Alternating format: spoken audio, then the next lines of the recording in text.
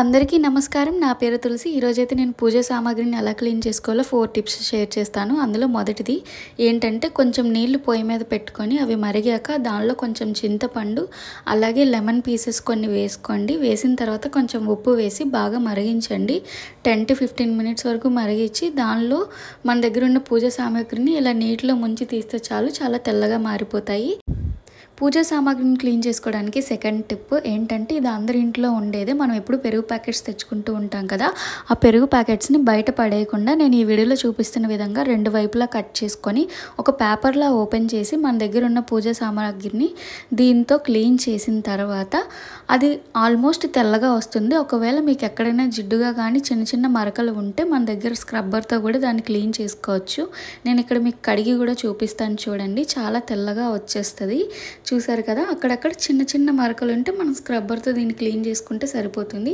ఈ వీడియో మీకు నచ్చితే లైక్ చేయండి. అలాగే టిప్ నెంబర్ 3 కూడా ఫాలో అవ్వండి.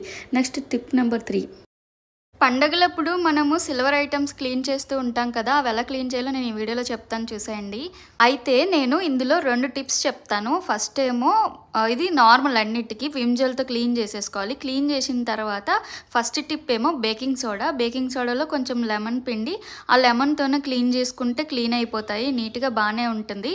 ఇంకొక టిప్ ఏంటంటే మన ఇంట్లో విభూది ఉంటుంది కదా, ఆ విభూదిని బ్రష్లో ముంచి బ్రష్తో నీట్గా క్లీన్ చేసుకోండి. ఈ విభూతి అయితే ఎక్కువ రోజులు తెల్లగా ఉంటాయి, నల్లగా ఉండదు, చాలా నీట్గా కూడా క్లీన్ అవుతుంది. క్లీన్ అయిన తర్వాత మీకు చూపిస్తాను చూడండి బిఫోర్ అండ్ ఆఫ్టర్ ఎలా ఉందో. నా వీడియో మీకు నచ్చితే లైక్ చేయండి, అవసరమైన వాళ్ళు ఈ టిప్ ఫాలో అవ్వండి. Thank you for watching. Next వచ్చేసి టిప్ నెంబర్ 4. మీరైతే వెండి పట్టీలను ఎలా క్లీన్ చేస్తారు కామెంట్ సెక్షన్లో కామెంట్ చేయండి. పూర్వకాలంలో అయితే కుంకుడుకాయ రసంతో క్లీన్ చేసేవాళ్ళు, ఇప్పుడైతే ఎలా చేస్తారో నేను చూపించేస్తాను పదండి. ఇలా ఒక గిన్నెలో నీళ్లు పోసుకొని అందులో టీ పొడి వేసి 2 నిమిషాలు మరిగించి అందులో మనం వెండి పట్టీని వేయాలి. ఇక్కడ నేను ఒకటే వేస్తున్నాను మీకు అర్థం కావడానికి. చూడండి, తర్వాత నేను తీసాను, అది తీసేటప్పుడే తెల్లగా వచ్చేసింది. దీన్ని మనము కోల్గేట్ పేస్ట్ అయినా క్లీన్ చేయొచ్చు, లేదంటే సర్ఫ్తో అయినా చేయొచ్చు. నేను సర్ఫ్తో చేస్తున్నాను. క్లీన్ చేసాక చూపిస్తాను చూడండి. ఇది పాతది, ఇదేమో కడిగింది. నా వీడియో మీకు నచ్చితే లైక్ చేయండి. Thank you. అయితే వెండి వస్తువులు క్లీన్ చేసేటప్పుడు విభూది వాడితే నల్లగా అవ్వవా అని చాలామంది అడుగుతూ ఉంటారు. విభూది యూస్ చేస్తే వెండి వస్తువులు ఎక్కువ రోజులు తెల్లగానే ఉంటాయండి, తొందరగా నల్లగా మారగవు. ఇదైతే 100% గ్యారంటీగా నేను చెప్తాను, ఎందుకంటే నేను కూడా ఇదే ఫాలో అవుతున్నాను. మార్కెట్లో అయితే దీని ప్రైస్ 50 to 60 రూపీసే ఉంటుంది పావు కేజీ. అదే మన స్టోర్స్లో అయితే ఇది 80 రూపీస్ తీసుకుంటారు. నేను ఇదే విభూదిని వాడండి అని చెప్పను, ఇది ఫ్లిప్కార్ట్లో అన్ని ప్లేసెస్లో కూడా మనకి దొరుకుతుందండి విభూది.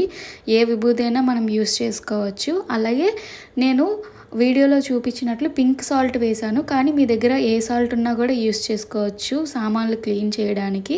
అలాగే టీ పొడి కూడా మీ దగ్గర ఏది ఉంటే అది యూస్ చేసుకోవచ్చు. నా వీడియో మీకు నచ్చితే లైక్ చేయండి, మీ ఫ్రెండ్స్ అండ్ ఫ్యామిలీతో షేర్ చేయండి. Thank you for watching.